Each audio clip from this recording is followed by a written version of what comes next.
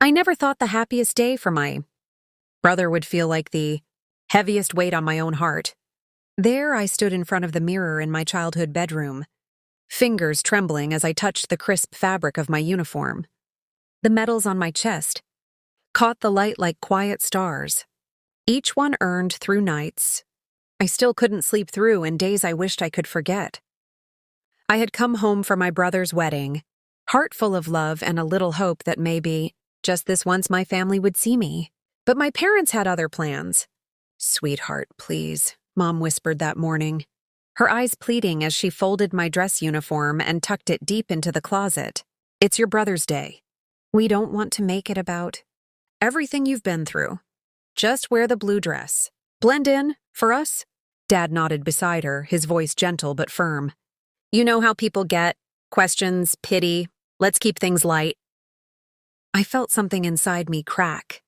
But I smiled anyway, the same brave smile I'd worn in deserts and hospitals far from home.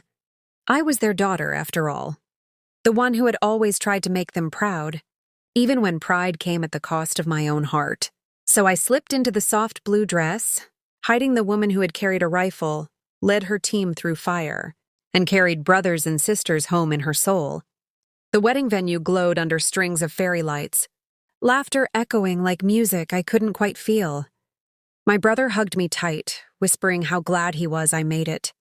For a moment I let myself believe this was enough, until I overheard my aunt in the hallway. Poor girl. All that time in the military and still single. Must be hard for her to watch her little brother settle down. The words landed like shrapnel. But what I didn't know that day was how deeply the wound would cut and how completely everything would change when the truth refused to stay hidden. The ceremony was beautiful. My brother and his bride exchanged vows under a flower-covered arch, and I clapped until my hands stung. But inside I felt smaller with every passing minute. I had spent years proving I was strong enough to serve, only to come home and be asked to disappear. Every time someone asked what I did, Mom would jump in with, "She works in logistics."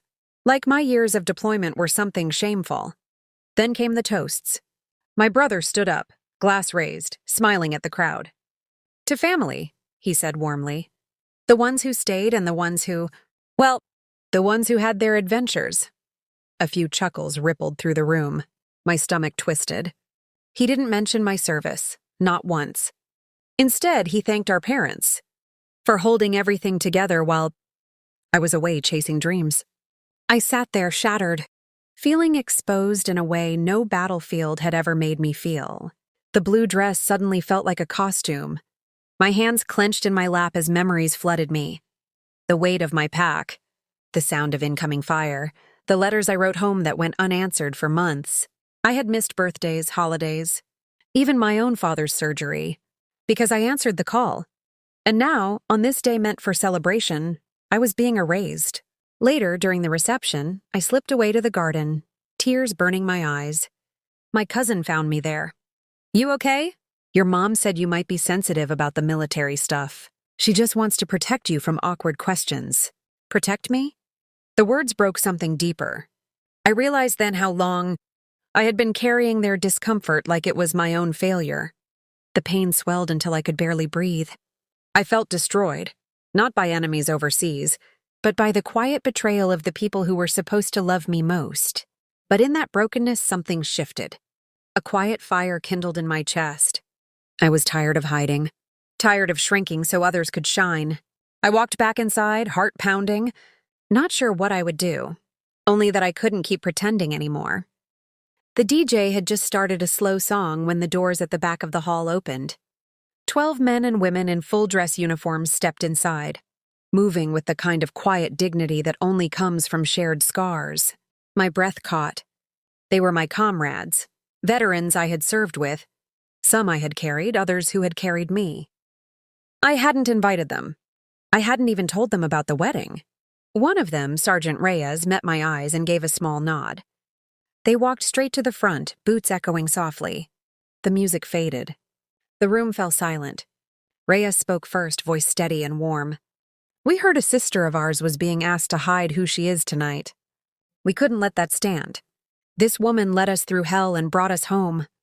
She earned every ribbon on that uniform with her courage, her sacrifice, and her heart. One by one, they stood in honor, sharing short stories, how I stayed behind to help a wounded soldier, how I kept morale alive when hope was gone, how I never asked for recognition, but always gave everything. My parents sat frozen. My brother's face went pale. The bride reached for his hand, tears in her eyes. I stood up slowly, legs shaking, and walked to them. They saluted me. Right there, in front of everyone, I saluted back. The applause that followed wasn't polite. It was thunderous, real, and healing. My father approached afterward, voice breaking. "We were wrong, baby. We were so scared of losing you that we tried to make you small. I'm sorry." Mom hugged me, sobbing. "We're proud of you.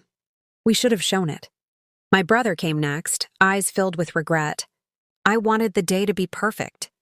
But I forgot the most important parts of our family. "You are my hero." In that moment, the revenge wasn't loud or cruel. It was simply the truth rising up and refusing to be hidden anymore. The people who tried to dim my light ended up watching it shine brighter than the wedding lights themselves. I left that night with my uniform on, finally.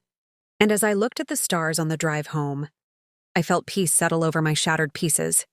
The lesson I carry now is this: your worth is not decided by the comfort of others. Sometimes the bravest thing you can do is stop hiding who you are. When you stand in your truth, the right people will stand with you. And even the ones who once asked you to shrink will eventually see the light they tried to cover. I am no longer broken. I am whole, seen, and finally, truly home. Like and subscribe for more.